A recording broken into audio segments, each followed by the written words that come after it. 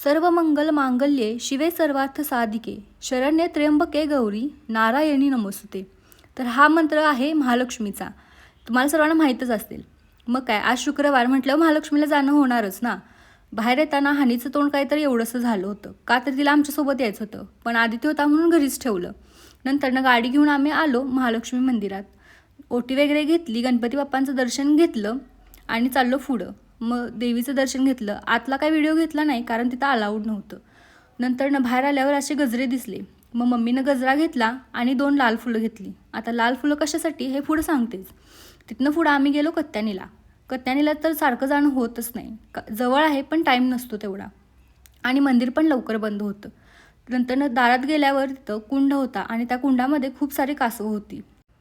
तुम्ही गेलात तर तुम्हालाही दिसतील, आणि तुम्ही गेलात का कत्यानीला कमेंटमध्ये नक्की कळवा। आत तर व्हिडिओ अलाउड नव्हते म्हणून बाहेरूनच घेतले। तिथून पुढे घरी आलो, जराशी कॉफी घेतली आणि जेवणाला लागलो। जेवण झाल्यावर मम्मी तिची पूजा करत होती। आज शुक्रवार आहे आणि आजपासून तिनं वैभवलक्ष्मीचा व्रत करायला सुरू केले, म्हणून त्यासाठी लाल फुलं घेतलेली, आणि देवीला लाल फुलं खूप आवडतात।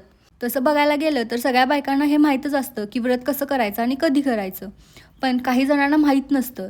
तर त्यांच्यासाठी मी सगळी माहिती, म्हणजे शुक्रवारची सुरुवात, पूजेची मांडणी, पूजेचे साहित्य, पूजाविधी, नैवेद्य, व्रतकथा, उद्यापन, ह्या सगळ्याची डिटेलमध्ये माहिती मी माझ्या लॉंग व्हिडिओमध्ये दिले, आणि तो उद्या पोस्ट होईल, तुम्ही बघू शकताय।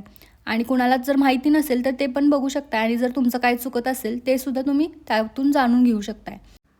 तर नैवेद्याला मम्मीनं छान अशी पालक पनीरची भाजी केली होती आणि सोबत गोड मखाण्याची खीर केली होती। त्याच्यानंतर आम्ही आरती वगैरे करून घेतली। तर व्हिडिओ कसा वाटला कमेंटमध्ये नक्की कळवा। भेटूया उद्याच्या व्हिडिओमध्ये।